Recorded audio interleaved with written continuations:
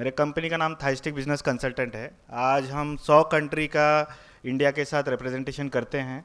12 से 15 सेक्टर में हम काम करते हैं। हमारा काम बेसिकली गवर्नमेंट को इंटरनेशनल के साथ जोड़ने का ऑब्जेक्टिव है। इसमें हम प्रपोजल लेके नहीं जाते, हम यूजुअली हर डिपार्टमेंट को पूछते हैं कि आपको क्या सेक्टर में करना है, क्या कहाँ आपको हेल्प चाहिए, कौन सा कंट्री आपके लिए ठीक रहेगा, जिनके साथ हम कुछ कर सकते हैं। उस काम को करने के लिए बहुत सारे एनजीओ, एसोसिएशन, ऑर्गेनाइजेशंस हैं जिनके साथ हम जुड़ के ये काम करते हैं। तो महाप्रीत और एमपीपीसीडीसी के हमने 4-5 प्रोग्राम ऑलरेडी किए हैं। ग्रीन फंड का प्रोग्राम हुआ था एक साल पहले, वो हमने किया था। नमस्ते प्रोग्राम अभी हमने रिसेंटली किया था, अब सीएम सर ने इनॉग्रेट किया था, वो हमने किया था। आइडिया यही था कि हम जो भी प्रोजेक्ट कर रहे हैं, हम इवेंट तो करते हैं, अभी यहाँ पे हम जो काम कर रहे हैं, इसके बाद हम क्या कर सकते हैं। गेड़ाम सर बहुत ही एक्टिव आदमी है, तो मैं यहाँ किसी और प्रोजेक्ट के लिए आया था, तो उन्होंने मुझे सुबह से यहाँ पकड़ के बिठा दिया, बोला तुम आए हो तो 10 मिनट यहाँ भी ज्ञान दे के जाओ। मेरे पास ज़्यादा ज्ञान नहीं है, बट अभी आपने जो यहाँ पे आप मिले हो, ये प्रोजेक्ट सबमिशन की बातें हो रही है कि अपने को क्या करना है, कैसे ऑनलाइन करना है, सबमिशन करना है। अपॉर्चुनिटी ये है कि सरकार बोल रही है, शासन बोल रहा है हमारे पास बजट है, हमको देना है।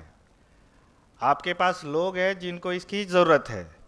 बट अब ये दोनों स्टोरी को मिला के अगर प्रपोजल बनाना है तो हमको क्या करना चाहिए, ये एक बहुत बड़ा मुद्दा है। तो हम जो कंसल्टेंसी कर रहे हैं, तो हमारा आइडिया ये है कि कौन से प्रोजेक्ट हमको चुनने चाहिए, वो बहुत इम्पॉर्टेंट है। कि बहुत सारे डिपार्टमेंट से हम बात करते हैं, उनके पास पैसा आता है, को प्रोजेक्ट करना होता है, कुछ भी प्रोजेक्ट बनाते हैं और कर देते हैं। 6 महीने 8 महीने बाद पता चलता है वो प्रोजेक्ट हुआ ही नहीं, या हो गया उसका कुछ इफेक्ट नहीं हुआ। अभी आपके बहुत सारे बेनिफिशरीज हैं जिनको ये चाहिए। मेजर आप ये बोल रहे हो, दो जो मुझे यहाँ दिख रहा है, एक है स्किल डेवलपमेंट और कैपेसिटी बिल्डिंग है, दूसरा हम बोल रहे हैं कि रेवेन्यू जनरेशन है।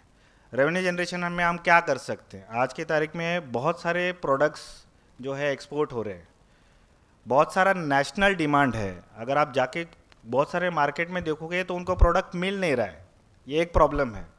दूसरी तरफ हमारे बेनिफिशरीज है जिनके पास प्रोडक्ट है, उनको मार्केट नहीं मिल रहा है। तो काफ़ी सारे छोटे छोटे लिंकेज हो रहे हैं, बट जितना होना चाहिए वो हो नहीं पा रहा है। तो इसके लिए काफ़ी सारे संगठन है, ऑर्गेनाइजेशन है, ट्रेड प्रमोशन काउंसिल्स है, चेंबर ऑफ कॉमर्स है, जो ऑलरेडी बहुत काम कर रही है। बट वो दिल्ली में काम कर रहे हैं, मुंबई में काम कर रहे हैं, वो इंटीरियर तक पहुंच नहीं पाते। इंटीरियर में आप लोगों जिनके पास बेनिफिशरीज है, प्रोडक्ट्स है, उनको वो लोग नहीं मिल रहे। तो ये हम ब्रिज का काम करते हैं। मैं कल पूरा दिन ऑलमोस्ट गेड़ाम सर के साथ था, तो आइडिया बहुत सारे हैं कि हमको ये करना चाहिए, वो करना चाहिए, ये करना चाहिए, ऐसे करते वैसे करते। इनके साथ बैठो तो अभी और 6 और सेशन ले लेंगे ये। तो मैं इनके लिए इनके साथ ज़्यादा बैठता नहीं हूँ। मैं उनको बोलता हूँ कि आप 2 चीज़ पकड़ो। आप हर रीजन में हो, आपके बेनिफिशरी से आपको पता है कौन लोग आपके पास आ रहे हैं, कौन क्या प्रोडक्ट मैन्युफैक्चर कर रहा है, कौन क्या सर्विस दे रहा है, कितने लोग ऐसे हैं, उनकी कैपेसिटी क्या है। एक बार आपके पास ये मैपिंग क्लियरली आ गई, तो ऐसा कोई देश नहीं है जहाँ पे ये प्रोडक्ट ऑलरेडी एक्सपोर्ट नहीं हो रहा है, जहाँ पे उनको स्ट्रगल। आई थिंक मैं ट्राइबल डिपार्टमेंट के साथ भी कुछ काम कर रहा था, तो जो वारली पेंटिंग वगैरह है, मिडिल ईस्ट से उनके पास ऑर्डर आ रहे थे, इन लोग के पास टाइम नहीं था कि ऑर्डर फुलफिल करें। तो उन्होंने वो पेंटिंग, हमारे लिए वारली पेंटिंग है, उनके लिए तो सिर्फ पेंटिंग है, उनको ये अच्छा लगा, एक दिन उन्होंने ऑर्डर दिया, 6 महीने नहीं आया, उन्होंने दूसरा पेंटिंग ले लिया। अब ये जो कॉस्ट इनको मिल रहा था, दिस वॉज 10 टाइम्स जो आज वो बेच रहे हैं। एक्सपोर्ट में वैल्यूएशन ये हैगा कि आपको डॉलर्स में मिलेगा, आपको डिराम में मिलेगा, तो कॉस्ट अच्छा मिलता है।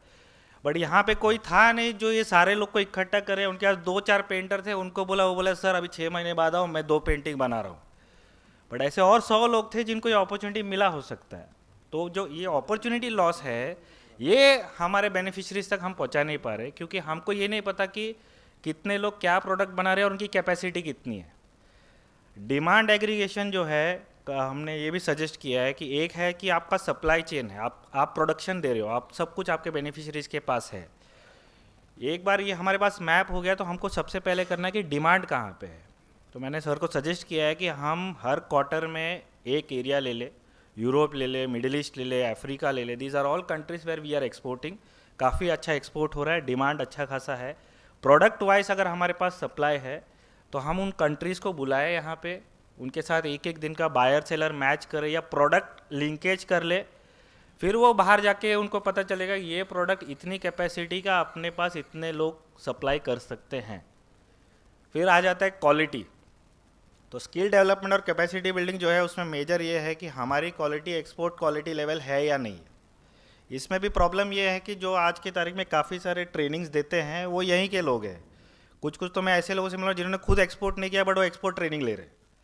अब ये लोग को सेलेक्ट करके अगर हम ट्रेनिंग दे रहे हैं तो वी नीड टू वैलिडेट कि भाई ये जो ट्रेनर है is he actually worth training are beneficiaries also.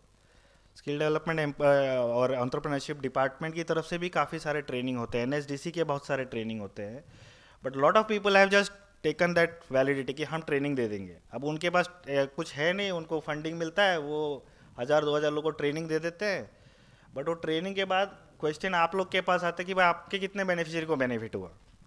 तो इसके लिए हमको ये करना है कि हम अगर एक्सपोर्ट लिंकेज कर रहे हैं और इनकम जनरेशन कराना है तो उसके लिए हमको कैपेसिटी बिल्डिंग ट्रेनिंग करना ही पड़ेगा, और वो उन लोग से हम करवाए जो ऑलरेडी इस बिज़नेस में कर रहे हैं, they are coming with results कि भाई देखो हमने इतना करोड़ का हम लोग के पास ऑर्डर हमने फुलफिल किया है।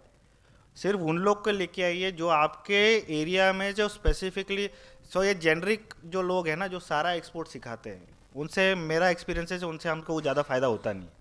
अगर आपके पास एग्रीकल्चर के प्रोडक्ट्स है आप सिर्फ उन एक्सपर्ट्स को लाओ जो एग्रीकल्चर प्रोडक्ट्स टू यूरोप करते। अगर आपके पास दूसरा कोई प्रोडक्ट है, गारमेंट है, पेंटिंग्स है, पॉटरी वगैरह का है, सेरेमिक्स के, जो भी हो, which ever specific products you have, आप उसको कौन से मार्केट से हमको लिंक करना है। पहले हमने सजेस्ट किया है कि आप एम्बेसीज को बुलाओ, एम्बेसडर को बुलाओ, लेट देम कम एंड से कि भाई हमको इंडिया से ये प्रोडक्ट की ज़रूरत है।